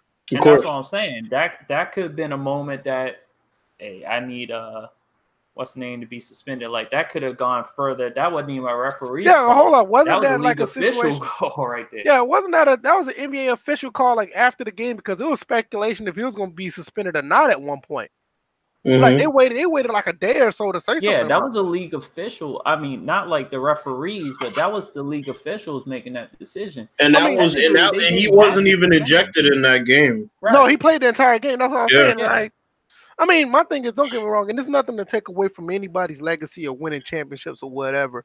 But when you look at the NBA side of it, you can make a case to where they just wanted to have more games in the series. And I don't think it was necessarily for them to be rigged for LeBron to win or the Warriors to win in 7. I don't think it was anything like that. I just think that the NBA themselves just wanted more games. People forget a really minor one that happened between the Suns and the Spurs. You remember when they made a big deal about Amari Stoudemire getting up and walking towards the scores table and they suspended him? Oh, yeah, I remember that. The Spurs won? Yeah, I remember that. That's egregious. Yeah, I mean, that had no effect on the game at all. And it just swung the whole balance of that series. Yeah, I remember that. So they do these things. I mean, you see other weird things like players being in on it. I mean, I've spoken about point shaving a lot, and point shaving is something that you kind of have to know it when you see it. I mean, for those of you who don't know what point shaving is, just go and watch Blue Chips. Right. And you'll see a little bit about what point shaving is. But I mean, the players who are really, really good, they can make it look believable. But then you have other situations like Kobe Bryant, where he decides I'm just going to take one shot in the second half against Phoenix in a closeout game. Or the situation, I'm about to say, with James Harden when he just a no-show, or the other situation with the Rockets when they just shot all those threes. Yep. And kept yeah. They shot all those threes and kept missing. Yeah, but it's funny though. Like you already had the advantage with Clint Capella in the paint. Why would you shoot 30-something threes? I'm still on the fact I don't know how the Celtics lost that series. Right. At home, a game 7 against that Cleveland team, and all those threes that you never take, you decide to take that game. I was looking at some of these shots like they would never shoot that in any other game ever. And I know I keep bringing this up, but I can't help but harp on this Washington-Boston series. Every night, me and DJ would talk about it and say, do you see this shit? Do you see this? Yep. Molly, this is fans of the opposite team saying, bro, do you see this? That's crazy. Because it basically narrowed down to if the Wizards were at home, Wall was getting the calls. And Beal. In Boston, what's the name was getting the calls. Everybody's like, Bradley Beal's playing so bad on the road. Yeah, okay. Hey man, I know this ain't got nothing to do with sports or whatever, but man, your boy Smollett is now classified as a suspect. I was about to say something about that. Yeah.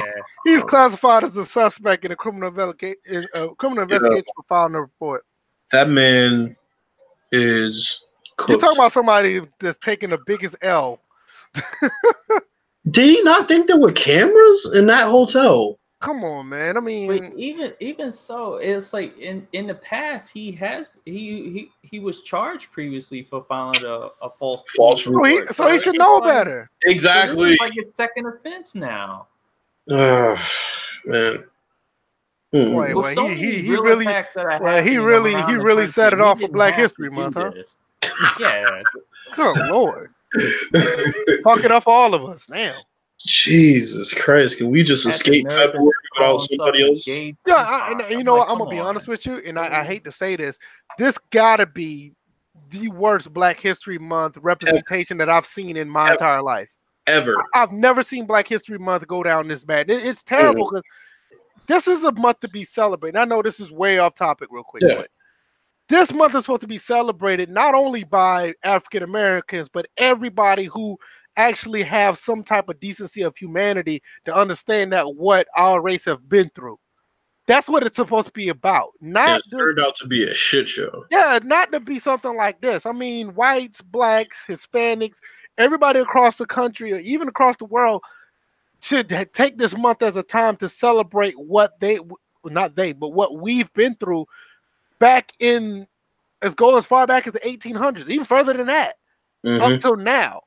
This should be something that's celebrated, but you have people that not only with Smollett, I guess how you say his name, but many other things that have been going on that just been looking at this month like really looking at us like we looking stupid right now, and it sucks. But nevertheless, I don't want to go too far on that, but it's just sad. It's really sad. No, we just need to get to March at this point. Yeah, I agree. Anything else y'all want to add? Yeah, definitely Chris Thomas. That's what I was laughing at. I was just laughing at that. Unbelievable. Oh yeah, he definitely is. But I want to bring up something real quick because since we were talking about Black history, I'm gonna pull up. Let's see. A question and see if anybody in the chat can answer this or any of my partners can answer this too. Who's the first Black player to win the Golden Glove Award? Frank Robinson. Oh, goodness. I don't know. Really? Did Ernie Banks? Nope. Ozzy? Willie Mays? It was Willie Mays. Was Willie okay? I don't know why That was Willie gonna be did my. Willie Mays. I thought it was too obvious, Be my maybe. second. I was gonna say Ozzy, then I was gonna say Willie. It was gonna be one of those two because I had no idea. I thought Willie Mays might have been too easy. That's why I just he first took the award in 1957, and that was first of 12 consecutive that he won. Damn. Okay. Oh, who got a good question? Okay, I like that. So he said, "Give me your top 5 most entertaining sports games to watch. You can include regular season and postseason." Damn, he said 5. I mean, isn't that many in general? Well, I think I get where he's going with this. I think I get where he's going with it. So okay, so based on how we asked the question, I'll go. I don't have an order, but I will say NHL playoffs. Yes. I will say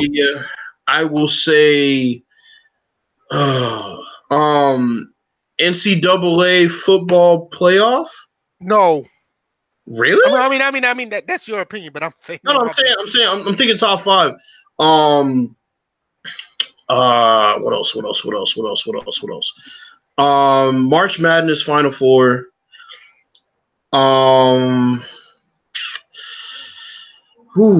MLB playoff, any Game 7 really, but Major League Baseball is really interesting when there's a Game 7.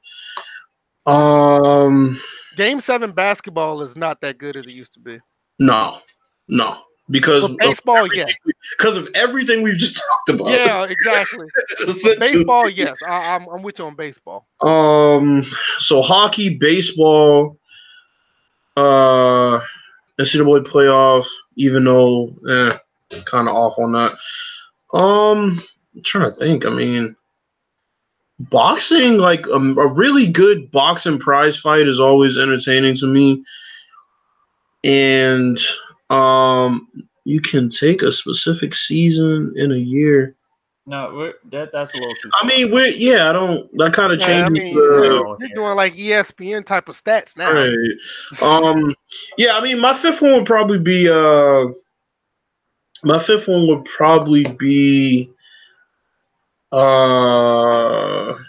playoffs is pretty good. What about you, DJ? I would take number 1 NHL playoffs. Oh, I forgot one. Shit. Go ahead. NHL playoffs. Number 2, I would take World Cup of Soccer. And that's exactly what was in my head. Yeah, World Cup of Soccer. Mm-hmm. Number 3 would definitely be a highly anticipated prize fight for boxing. Mm-hmm. I'm like, especially when I grew up, we had a whole bunch of them. Not that many down these days, but we had mid 80s, the mid 80s, the mid 90s. Y'all had the golden era, right? Yeah. So mid 80s to mid 90s was great. See, so that's 3 so far. 4, I would say March Madness. Mm-hmm. And number 5, World Series. Yeah. Okay. VF. Mine.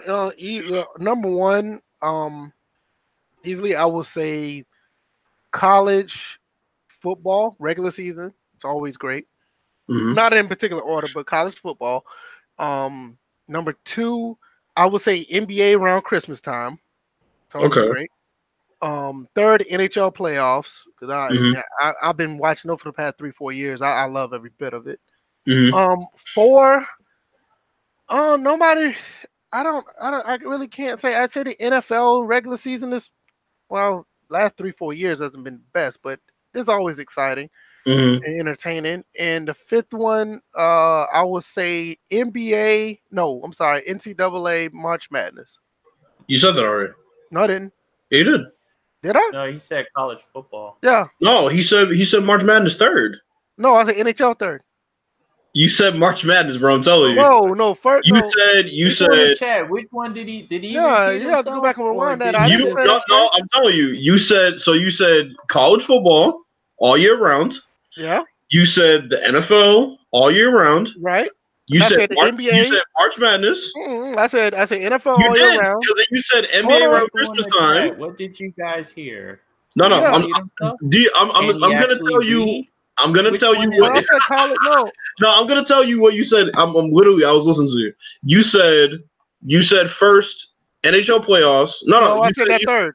You said college. Third. You said college football all year round. First, yeah. You said NFL. Watching a tennis match. NFL all year round. Then Yeah, you I said did say that. Madness. That's Then you another said thing. NHL If you repeat playoff. yourself, throw tennis in there, and you're good, even though you don't know anything about it. The point is, he said March Madness. You got. I'm gonna say my fuck that. I'm gonna say my 5 again. NBA, not NBA, but college football all year round, NFL all year round, NBA basketball around Christmas time, NHL playoffs, and March Madness. But you said March Madness out of order, though. I never said it was in a particular order. But you said March Madness before that. That's why I'm like, you must have put one in just now that wasn't in the top 5. Those are my 5. Either way, I'm replacing college football playoff with FIFA World Cup. Yeah, I'm with you on that because I'm gonna tell you right now. I'm gonna tell you right now. Ever since the college football playoff has started, I have not found it that entertaining. I found it would be decent football, but it was nothing for me to jump up and say, "Oh my god, I'm about to watch it." Nah, bro, the FIFA World Cup is amazing. See, look at that. Pooh went back and listened to it. Hey, he's not much of a source, but you know what, Pooh? You know what, Pooh? You still got to explain what the hell was going on with that rubber comment you made, all right? You know what? Nobody asking you for your review of what somebody said. How about that? No, but I like what Chris Thomas said. D2 football playoffs is highly underrated. I really agree with that. Yeah, I remember watching D2 playoffs when Georgia Southern was in the was back in that league, and it was actually fun to watch. Now you know another thing that a lot of in the chat, and he'll explain it. Oh God, you know now you know want to have a roast portion of this show. That shit could go on now's for not another the time 3 to hours. explain that, sir. We're gonna have to get you on another time. No, but honestly, when Usain Bolt used to race, man, I get geared up for that too. Say that again. When Usain Bolt used to race, I used to get geared up for that too. Yeah. That was another one. Pooh, bro, we've been trying to get you for months. It's been over 6 months since he made that comment. We talk about your obsession with You know what though? D2 football. Rubbers taste. Shut up. D2 football needs to be on that's TV before more. or after that person put it on. Oh, D2 football needs to be back on TV more. So you're probably gonna have to answer that too. I'm sorry, stepping all of that. Yo, D2 football should be on all the time. It should be on. They should be broadcast for. Forget about that. Pooh, you gonna defend yourself, bro?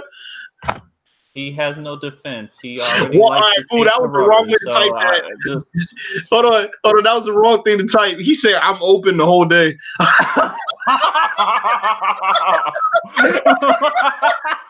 Y'all are stupid. And he said yes. Yo, I can't breathe. Oh my god. Oh boy. I told you this was gonna be the roasting portion of the show, and it. Oh Jesus. What else y'all got before we close it? I don't have any more. I don't got shit. I don't got nothing. That's a wrap on his taste. Oh, that's a wrap. That's even a joke within itself. I know, right? Oh, Jesus Christ, man. We'll be back next week with Pooh's explanation of why he can't. I doubt it. We will have that lead the show next week. And make sure you sign up for our Patreon.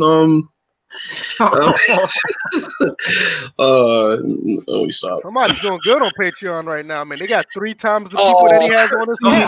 See now, see. I told you this was the roasting part of the I mean, I'm pretty sure that's a one-man show over there, right? So if that's the case, he got 3 times the people on his staff. 3 times. 3. Welcome to First and Framerates Podcast. This was episode 55, and myself, Bills, and DJ. The three panelists. Yeah, the 3 panelists. We here to provide you real and consistent, honest content about sports content. Live content, finally, yes, live content. Free content. Free content about sports and sports gaming. You can follow us on iTunes. The link is in the description. You can follow us on SoundCloud, also in the description.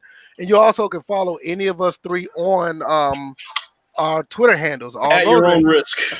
Yeah, at your own risk, definitely, because we hold up. Why he put his he late? Well, anyway, how you ask a question and post his shit all late? This man said he would donate to us if he can get Joe Montana 16. Oh, Man, let me tell you something.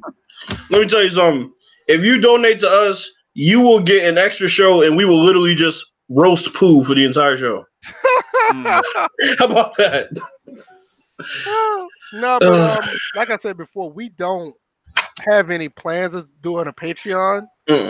I'm not necessarily in the business of asking for money, but I'm just not. Just not my thing. It's just not. Oh boy. Hold on. If we had a show dedicated to roasting food, what would we call Burnt Rubber? Oh shit. Or just life as an Eagles fan. Oh, that would be appropriately titled "Eat Shit and Die." Oh. Yo, can we sign off? Please? This video has been thumbs down in so many people's heads, and they're gonna start doing it. No, but no, seriously though, you can find us on any of those platforms. We do appreciate everybody who come through, people who came by and listened for a little bit, people who listen to after we put this up. You can also, like, if you do that, like I said, any of those links or even on this channel, you can check us out, follow us on Twitter, and next week, we're just going to continue to push on what we do, just try to make the best podcast out there. Just be honest. And B5, come back to the chat. B5 is probably working on that live stream of GTA. Right, shooting people. Or getting shot. I know, right? What we said we did at the beginning. Eating them hard-ass In-N-Out fries. Well, I don't know nothing about that. But we're gonna possible. We're gonna close it out, and definitely you guys catch us next time. Hope you guys enjoyed the content, and we'll see y'all next time. Peace. Patreon. We were live. Patreon.